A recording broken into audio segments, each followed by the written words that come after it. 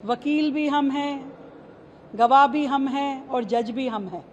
सब कुछ वही है, तो इस न्याय व्यवस्था की ज़रूरत क्या है? संवैधानिक संस्थाओं को गाली देना, यही इनका वर्क कल्चर है और यही इनकी मानसिकता बन गई है। देखिए, मुझे लगता है कि केजरीवाल साहब उन लोगों में से हैं जो ये कहते हैं कि वकील भी हम हैं, गवाह भी हम हैं और जज भी हम हैं। सब कुछ वही है, तो इस न्याय व्यवस्था की ज़रूरत क्या है?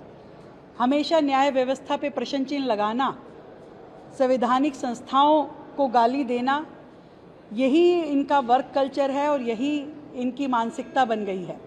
जिस तरीके से दिल्ली में वो व्यवहार कर रहे हैं कि मैं कोर्ट नहीं जाऊंगा।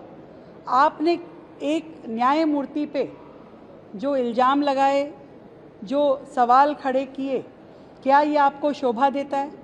एक कल्प्रिट, एक गुनहगार जो कि शराब घोटाले में लिप्त है, जिसके ऊपर इतनी बड़ी चार्जशीट है, वो व्यक्ति न्याय स्तंभ पर आवाज़ उठा कर के कहे कि ये मेरे खिलाफ कुछ निर्णय ले सकते हैं और उसकी उस सोच के साथ में जज बदल दिया जाए, कोर्ट बदल दी जाए और वो अपने आप को कभी गांधी कहते हैं और कभी भगत सिंह कहते हैं।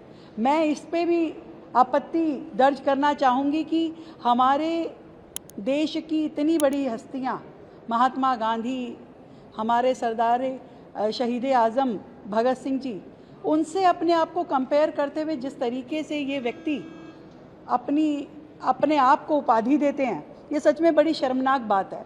एक तो जिसे कहें कि एक तो चोर और ऊपर से मचाए शोर, कि शोर मचा करके अपने आप को वो ये दिखाना चाहते हैं कि वो बेगुनाह हैं, तो बेगुनाही के तो सबूत और बेगुनाही की परीक्षा तो अदालतों में देनी पड़ेगी।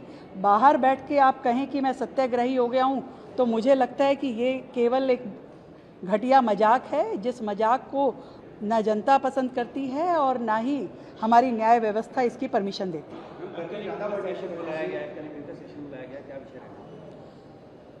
देश की सभी महिलाएं इंतजार कर रही थी कि 33% रिजर्वेशन शायद इस लोकसभा सदन के बाद हमें मिलेंगे, परंतु वो नहीं हो पाया।